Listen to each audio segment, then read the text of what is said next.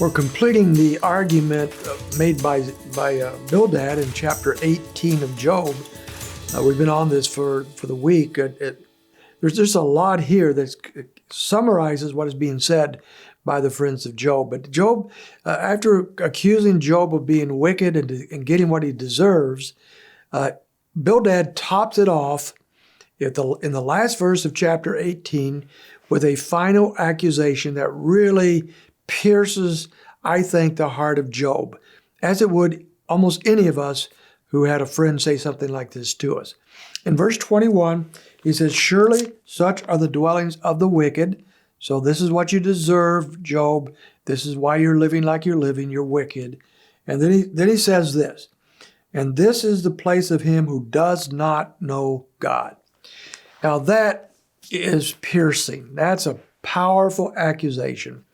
He's gone from Job being wicked and getting what he deserves to actually looking deep into his heart and saying, "Job, you do not know God."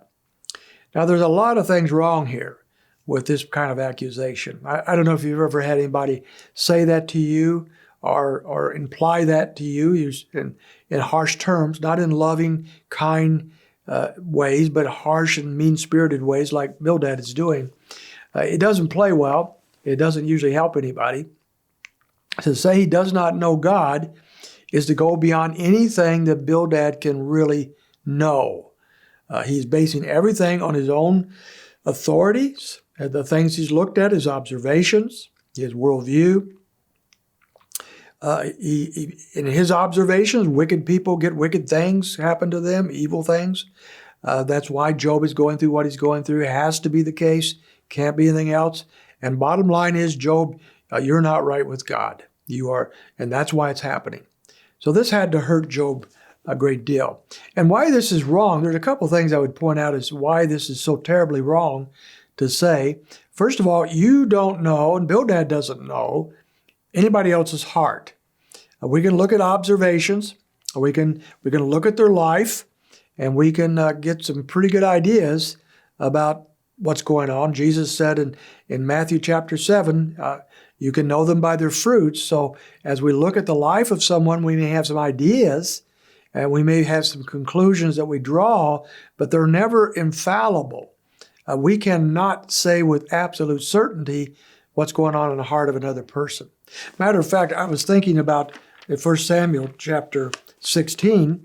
Remember when David was being chosen by God to be the king of Israel, and Samuel was there appointing him as the king of Israel when he was still a boy, still a shepherd boy.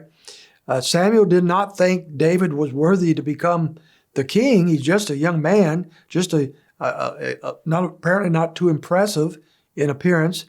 But it says in verse 7 of 1 Samuel 16, "But the Lord said to Samuel, do not look at his appearance or at the height of his stature, because I have rejected him. For God sees not as man sees." He's talking about his other brother. He had rejected that brother.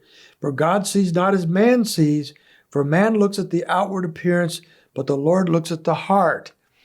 I think we need to have heart inspections left to the Lord.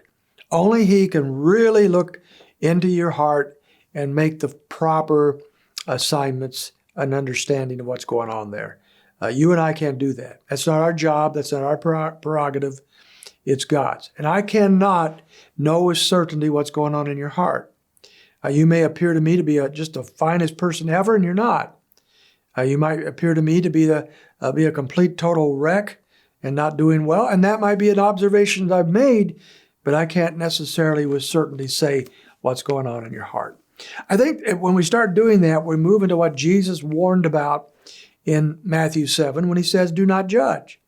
And before you take the speck out of your brother's eye, take the wood or the plank out of your own eye. He was saying there, look, it's not wrong if you read the context of the chapter to try to help someone get that speck out of their eye, to enable them to walk in ways that they should walk, to deal with issues in their life. But first you better deal with your own plank, the own wood in your own eye. But also, you can't judge them with certainty, so that's not your job. Your job is to help them. encourage them, pray for them, perhaps speak to them about an issue, but don't think that you can know with certainty what's in the heart of someone else. Bildad thinks he can, and he can't.